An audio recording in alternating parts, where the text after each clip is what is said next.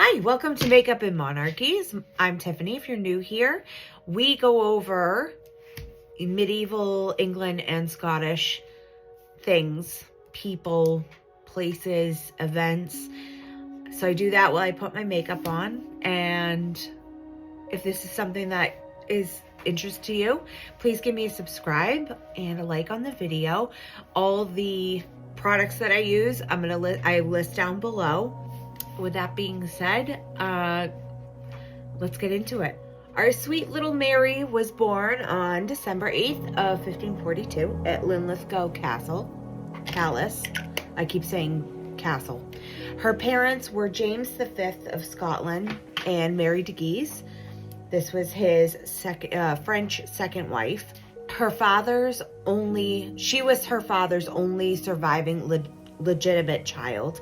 Through her father, she was great-granddaughter to Elizabeth of York and Henry VII of England. And that was through their daughter, Margaret Tudor. 6 days after she was born, her father died suddenly on December 14th. So she became Queen of Scotland as a 6-day-old baby. A popular story by John Knox is that when James was dying and was told that he had a surviving daughter, his wife had just had a daughter, he said, "It came with a lass and it will gang with a lass." So this meant that the Stuart, his house, the House of Stuart, came in with a woman who was Marjorie Bruce, daughter of Robert the Bruce, and she was married to Walter Stuart. So the crown came into the family through a woman, and it would be lost with a woman. If you ask me, if you want my opinion, I think he had a bit of ESP to know that, or to even make that call, because that's exactly what happened. Right before her coronation, Henry arrested Scottish merchants, headed to France and took their goods, which caused upset in Scotland. And Aaron became a Catholic alongside Beaton. So then the Treaty of Greenwich was rejected by Scottish Parliament, and this meant no marriage between Mary and Edward. Therefore, in the Scottish-French alliance was renewed. If you know anything about Henry VIII, he was an angry son of a bitch, and in his later years, he was an angry son of a bitch in his later years. So this is like right before he dies. So he started a military campaign to impose the marriage between the two kids, and this was called the Rough Wooing. So the Earl of Hertford raided Edinburgh in May of 1544, and the Scottish had to take Mary to France for safety. Like I said, this was close to Henry VIII's death, and after he died, there was a battle of Pinkie where the Scottish lost. So Mary's guardians were afraid something was going to happen, and they turned to France for help. So Henry II of France proposed a marriage between Mary and his son, the Dauphin of France. His name was Francis. If anybody's watched Reign, that's this family. So I can't find my freaking brush. Where'd it go? There it is. Aaron agreed to the military help, and Mary was moved again in February of 1548 to Dumbarton Castle. The English seized the town of Haddington and left a trail behind them. France came to Leith, which is right outside of Edinburgh, and they took Haddington. On July 7th of 1548, Scottish Parliament agreed to the French marriage treaty. So Mary ended up going to France when she was 5, and she was escorted there by 2 of her illegitimate half-brothers and the 4 Marys. Those were her ladies-in-waiting. They were all named Mary. They were also daughters of the highest noble families in Scotland, which were Beaton, Seton, Fleming, and Livingston. Mary Fleming's mother, Janet, was Lady Fleming. Janet was James's half-sister, and Janet was appointed as Mary's governess. At the French court, she was a favorite, except for Catherine de Medici, King Henry's wife. So we're in France now, different King Henry. She learned to play instruments and poetry, horsemanship, falconry, and needlework. She was taught French, Italian, Latin, Spanish, and Greek, as well as dance. She became very good friends with Elizabeth of Valois, who was Henry's daughter. Her maternal grandmother, Antoinette de Bourbon, acted as one of her main advisors and was another strong influence on her childhood. Her adulthood, Mary was on the taller side. She was around 5'11". I'm 5 even, so anything over 5 feet is tall to me. And she was known as being a very pretty young girl. She had bright auburn hair and brown eyes. Francis, who was her betrothed, was unusually short and had a stutter. On April 4th of 1558, she signed a secret agreement granting Scotland and her claim to the English throne to France if she died without issue, which is having children. 20 days after that, her and Francis got married at Notre Dame, and he became king consort to Scotland.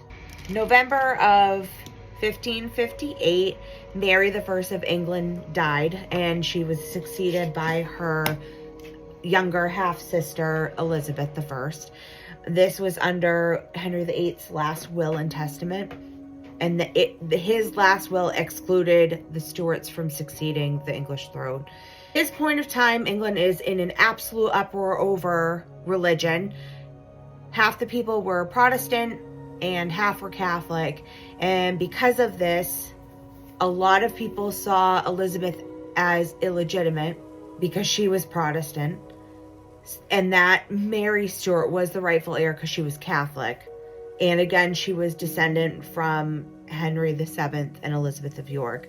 July 10th of 1559, Francis and Mary ascended to the throne of France when Henry II, died unexpectedly during from a jousting accident. Again, if you watched, what's it called? My brain's fried today.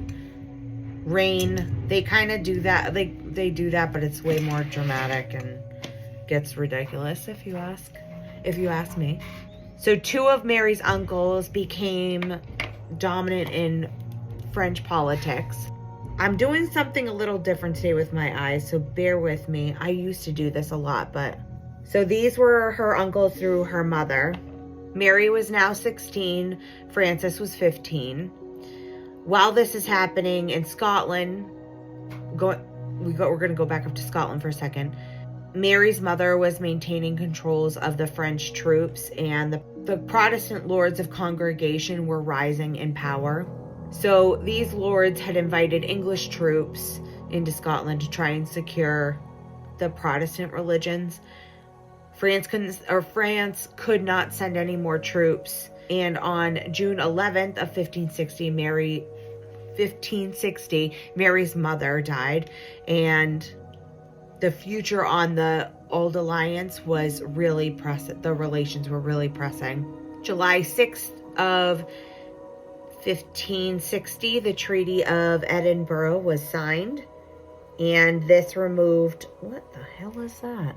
This removed troops, the English and the French troops, out of Scotland. At this time, France now recognized Elizabeth's right to rule, but Mary refused to approve the treaty. The December of that year, on the 5th, King Francis II died of a middle ear infection. Mary was a mess from this, and I'm gonna say I think that they really truly loved each other, and after like losing her mother and then losing her husband within months of each other, 6 months of each other, it destroyed her.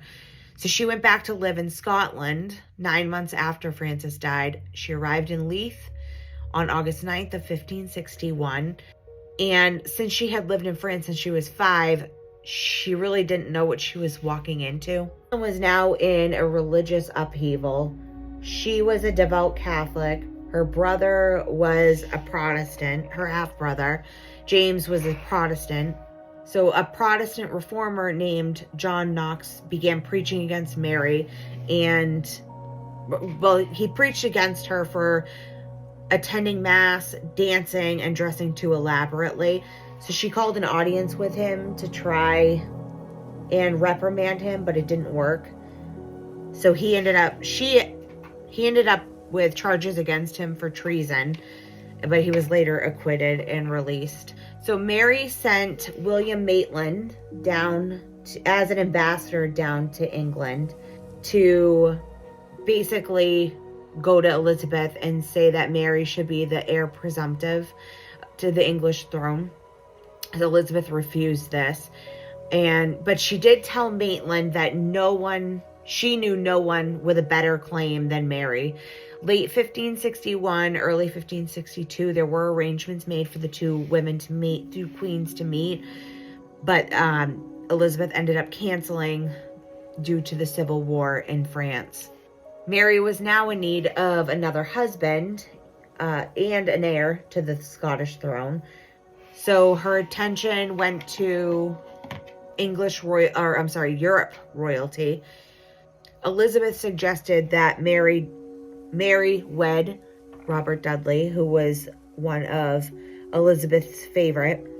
And she did this because she trusted him, but she knew she could control him as well. It never happened. Mary had briefly met her half-cousin, Henry Stuart, Lord Darnley, in France while she was mourning the loss of Francis. He was sent to France by his parents, basically to offer the family's condolences. So they met again on February 17th at Weymouth Castle in Scotland. Mary fell in love with Henry Stuart. He was supposedly very tall, over 6 feet, and they were married at Holyrood Palace on July 29th of 1565.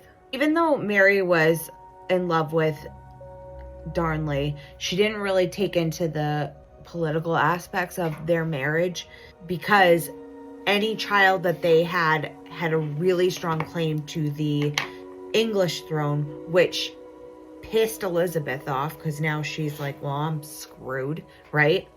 Elizabeth was also pissed because Darnley was an English subject. He didn't ask permission for marriage, he was cousins with Elizabeth. Religion was still playing a huge part in Scotland. Mary's half-brother, held an open rebellion with other Protestant lords. So she went to Edinburgh in August of 1565 to confront this rebellion. Moray made it there, but then he left quickly because he failed to take Edinburgh Castle. So she came back the following month with troops. So basically, her and her brother ended up playing a game of cat and mouse where they chased each other all over Scotland, but never ended up meeting in battle. Her numbers grew in troops because Lord Huntley's son and James Hepburn, who was known as, or had the title of, Earl of Bothwell, returned from exile in France. So Darnley started becoming extremely arrogant. He wanted to be co-sovereign, and that's a little different than what he was. He was king consort to Scotland. So he wanted to be co-sovereign because if she died before him, he would be able to rule Scotland in his own right. She refused, and that put a huge wedge in their marriage. So she became pregnant in 1565, but Darnley was jealous of her relationship with her secretary, David Rizzio, who he ended up killing in March of 1565 by stabbing him right in front of Mary while she was pregnant with their child. I think this is a little mod looking today. I'm just going to go back. I'm just going back and forth to blend that blue out a little bit. I kind of think that I should do a glitter eye, but I don't know. I feel like I'm getting too old for that. Darnley switched back to be on Mary's side of things, and both of them received her half-brother at Holyrood. They escaped the palace and took a temporary refuge at Dunbar Castle before going back to Edinburgh on March 18th.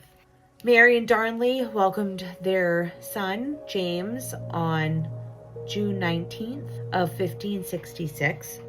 He was born in Edinburgh Castle. And if you've been to Edinburgh Castle, you can actually see the room where he was born. It is so tiny, and it's like in the corner. It's a weird shaped room. I couldn't take a picture when we were there, but it's a tiny little room. So because of the death of Rizzio, their marriage became extremely strained. And while she was on the southern border in October of 1566, she traveled to go see the Earl of Bothwell with her counselors and guards, which was later used against her, and claims were made that she was having an affair. November of 1566, Mary was back in Edinburgh, and she was meeting with nobles, and they were discussing a divorce between her and Darnley. So because of this, Darnley freaked the hell out, took off, went to his father's estate in Glasgow, and got sick there. January of 1567, Mary called for Darnley to return to Edinburgh. He went, and she would visit him every day. And it looked like they were working it out. But the night of February 9th, Mary had visited Darnley again after a wedding reception. Can you tell I'm having a hard time with the angling? So in the early hours of February 10th, an explosion demolished Kirklefield, and Darnley was found dead in the garden. He looks like he had been smothered. There wasn't any visible marks or strangulation or anything on him. So Mary, her half-brother, Moray, Bothwell, Maitland, and the Earl of Morton were all under suspicion. Queen Elizabeth wrote to Mary saying basically that everyone was thinking Mary turned her head while murderers escaped, but Elizabeth didn't believe it. And by the end of the month, Bothwell was believed to be guilty of Darnley's death. Darnley's father, Earl of Lennox, demanded he be tried, and Mary agreed. So Lennox requested a delay in the trial to gather evidence. It was denied. Bothwell was acquitted, and he managed to convince 20 lords to sign the Ainsley Bond Tavern, and that was that all these lords agreed that Bothwell should marry Mary. So at first, Mary thought that they all supported her marriage to Bothwell. After what would be her last visit with her... Ooh, I didn't put any of my concealer on. We're gonna just pop that on real quick. What would be her last visit with her 10-month-old baby, James, between April 21st and April 23rd. Mary was kidnapped on her way back to Edinburgh from Stirling, which is not that... I mean, I guess in that time it probably was far, but now it's like an hour train ride. So who did this? Who did the kidnapping? Bothwell did it. So he took her back to Dunbar Castle, where he may have raped her. And on May 6th, Mary and Bothwell got back to Edinburgh on May 15th. At either Holyrood Palace or Holyrood Abbey, the two were married. So at first, Mary thought that this marriage was supported, and she quickly realized that it wasn't, and that it was an extremely unpopular marriage. So this put a strain on this marriage, and that it became rocky. 26 Confederate lords turned against the Union. Mary and Bothwell met with them at Carberry Hill on June 15th, but there was no battle because Mary's forces lost numbers through negotiations. Mary was taken back to Edinburgh, where she was denounced as an adulteress and murderer. The next night, she was imprisoned in Loch Leven Castle, in the middle of Loch Leven, between June 20th and 23rd. She miscarried twins. On July 24th, she was forced to abdicate the crown to her son, her 1-year-old son, James. Her half-brother became regent to James, while Bothwell was taken and put into exile in Denmark, where he ended up going insane and died in 1578. Now, at this point in her life, shit gets crazy. This is where everything goes awry. May 2nd of 1568, she escapes Loch Leven with the help of the brother of the castle's owner. She met Moray's army and was defeated. She fled south. She made it to northern England in Workington in Cumberland. And then on May 18th, a local official took her into protective custody at Carlisle Castle. So Mary expected Elizabeth to help her again, but Elizabeth was cautious about it. So she ordered an inquiry into whether Mary was guilty for Darnley's death. Mid-July, they moved Mary to Bolton Castle. So she was further from Scotland, but not too close to London. A conference was held in York and then Westminster between October 1568 and January of 1569. Meanwhile, her supporter in Scotland fought a civil war against her half-brother and his successors. Now, because Mary was an anointed queen, she refused power of any other court, and she had refused to attend the inquiry, but it didn't really matter because Elizabeth forbid her attendance anyways. I'm just going to go through on the bottom with a little bit of a darker brown. The evidence against Mary was presented by her own half-brother, and they were called casket letters. So this was 8 unsigned letters, supposedly from Mary, to Bothwell. There were 2 marriage contracts and a love sonnet. Mary denied them and said they were forged. The Duke of Norfolk said they were horrible letters, and he sent them to Elizabeth, said they were real, and that it might prove Mary's guilt. The realness of these letters are still a controversy to this day by among historians, since it's impossible to prove it either way. They were destroyed in 1584 by Mary's son James. This blue is not doing it for me today. I'm just gonna go through and make a deeper crease with an angle brush. So Mary was moved to Tutbury Castle on January 26th of 1569. She was placed into custody of the Earl of Shrewsbury and his wife Bess of Hardwick. It's Hardwick, I just looked it up. I have a miss thing in here. It didn't do me good. My computer did me dirty. Queen Elizabeth considered Mary's claims on the English throne to be a serious threat. So she was confined in the middle of the country.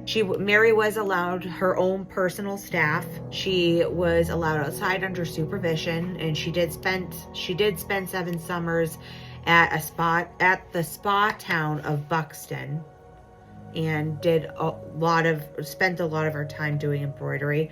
Her health started to decline, and by the late 1580s, she was suffering from rheumatism in her limbs. It's kind of young. I mean, at that time she would have been just shy of 40. That's really young for that. May of 1569, Elizabeth Elizabeth attempted to mediate to restore Mary in return for the guarantee of Protestant religion, but it was rejected during a meeting in Perth. Norfolk had schemed a marriage between himself and Mary, and then, because of it, was imprisoned in the Tower of London between October 1569 and August of 1570. Moray was killed the following year. William Cecil, Elizabeth's principal secretary, and Sir Francis Walsingham watched Mary through spies that they had planted within her household. You guys probably noticed this. I never noticed this. I always tilt my head. Anybody else do that? It's weird. In 1571, Cecil and Walsingham discovered the Rodolphi plot, which was to replace Elizabeth with Mary with the help of Spanish troops and the Duke of Norfolk. This bastard just could not quit. Like, he was trying. Norfolk was executed for this, and there was a bill that banned Mary from the throne, which Elizabeth refused to give royal assent to. If you know anything about Elizabeth, she was never married, she never had children, so she had to have somebody in place. So I wonder if that's why she refused this, because she would probably in her mind was like, yes, she's the only one that's gonna take the throne. The casket letters were published in London to discredit Mary, and plots continued to center on Mary. Pope George XIII endorsed a plan in late 1570 that would have Mary wed the illegitimate half-brother of Philip II of Spain, John of Austria, and he was set to organize an invasion of England from the Spanish Netherlands. Mary had sent letters to the French ambassador, Michael de Castelnau. These were found and translated this past year. After the Throckmorton plot, Walsingham introduced the Bond of Association and the Act for the Queen's Safety. This comes into play in a little bit. That act sanctioned the execution of anyone who plotted against Elizabeth and or someone who would prevent a successor from profiting from her murder. In 1584, Mary brought forward an association with her son.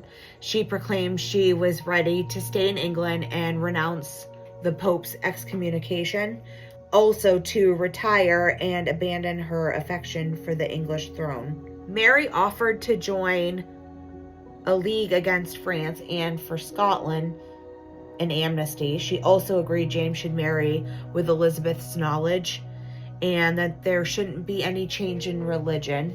Her condition was that the conditions of her captivity be alleviated. Initially, James agreed to this, but after some time he rejected it and signed an alliance treaty with Elizabeth. Elizabeth also rejected it, but she didn't trust Mary.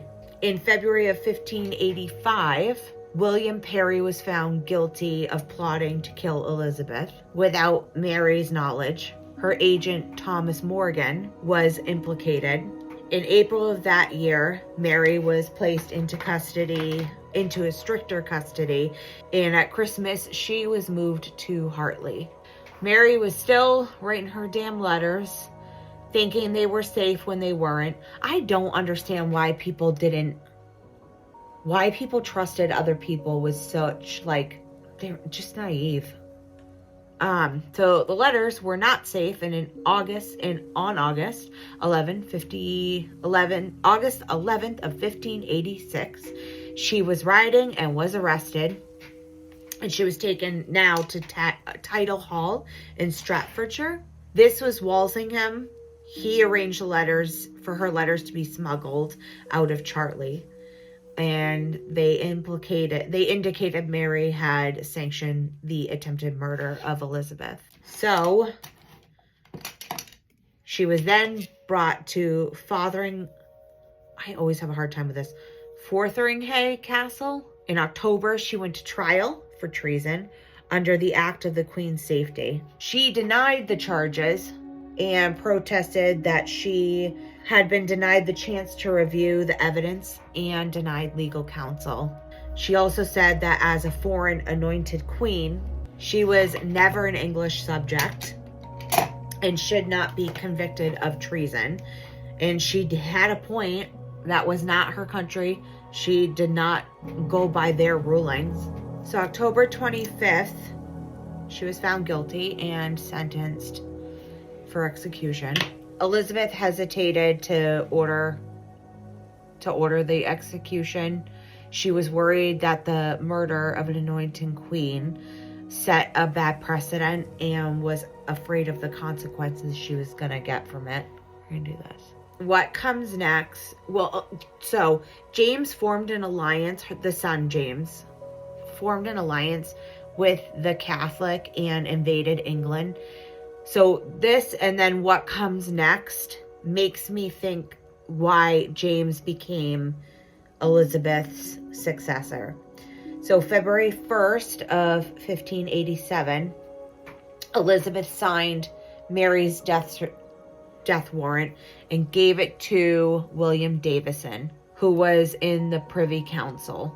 On February 3rd, 10 members of the Privy Council in England were summoned by Cecil without Elizabeth's knowledge, decided to carry out the sentence immediately. 4 days later, Mary was told she'd be executed the next morning. So she began giving away items in her household and spent hours praying and writing her will in a letter to her former brother-in-law, now the King of France. The scaffold was put into the Great Hall and covered with a black cloth. February 8th, Mary was brought to the scaffold. The executioner and his assistant knelt in front of her and asked for her forgiveness. And she said, quote, "I forgive you with all my heart. For now, I hope you shall make an end of all my troubles." Her servants helped her disrobe, and she said, never had such grooms before, nor ever put off my clothes before such a company. She was then blindfolded, knelt in front of the block, stretched her arms out, and said in Latin, which I am not even going to go there, but I'll say it in English. "Into thy hand, O Lord, I commend my spirit." I'm going to do my lips next. Hold on. So this next bit is a little gruesome.